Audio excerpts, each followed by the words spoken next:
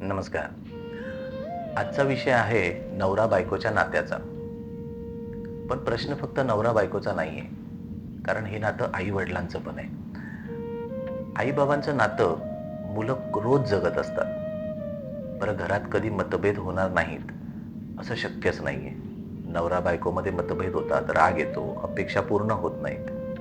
कधी आवाजही वाढतो. पण प्रश्न हा नाही की भांडण होतंय. प्रश्न आहे ते मुलांसमोर कशा पद्धतीने जातंय, ते भांडण कसं होतंय. उदाहरणादाखल आई म्हणते की तुझ्या बाबांना कशाचीच काळजी नाही. बाबा म्हणतात तुझ्या आईचं कधीच समाधान नाही होऊ शकत. आणि हे सगळं ऐकणारं मूल शांत बसलेलं असतं. आपल्याला वाटतं मुलाला काय कळतंय, पण मुलाला कदाचित शब्द कळणार नाहीत, पण घरातील तणाव मात्र नक्कीच जाणवत असतो. कधी कधी मुलाला वाटतं माझ्यामुळे तर भांडण होत नाही ना. कधी तो आईची बाजू घेतो, कधी तो बाबांची बाजू घेतो.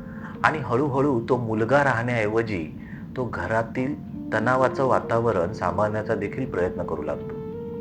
आणि म्हणून एक गोष्ट लक्षात ठेवा, मुलांसमोर मतभेद लपवण्यापेक्षा ते आदराने हाताळणं अधिक महत्वाचं आहे.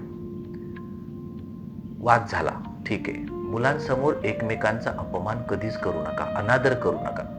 जोडीदाराशी असलेला राग मुलांवर कधीच काढू नका. आणि सर्वात महत्वाचं, मुलाला तू आईच्या बाजूने की बाबांच्या बाजूने अशा कठीण परिस्थितीत कधीही उभं करू नका. कारण मुलाला आई किंवा बाबा यापैकी एकाची निवड करायची नसते.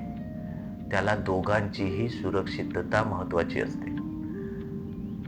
आणि एक सर्वात छोटीशी गोष्ट, जिंकण्यासाठी भांडूच नका. नातं टिकवण्यासाठी संवाद करा. कारण तुमचा जोडीदार हा तुमचा प्रतिस्पर्धी नाही.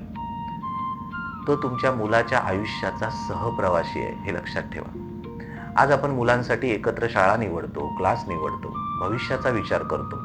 पण त्याच मुलासाठी एक शांत, सुरक्षित, एक प्रेमळ घर तयार करण्याचा विचार किती करतोय. मुलांना महागड्या वस्तूंपेक्षा सुरक्षित घराची गरज असते. आई बाबांचं नातं परिपूर्ण असण्याची गरज नाही, पण त्यात आदर, संवाद आणि एकमेकांसाठी सुरक्षित जागा असणं खूप गरजेचं आहे. आणि म्हणूनच आजचा हा प्रश्न फक्त ऐकू नका.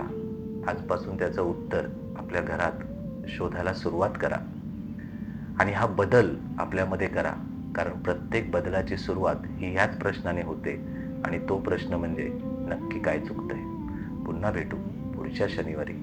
नक्की काय चुकतंय एका नवीन प्रश्नासह. तोपर्यंत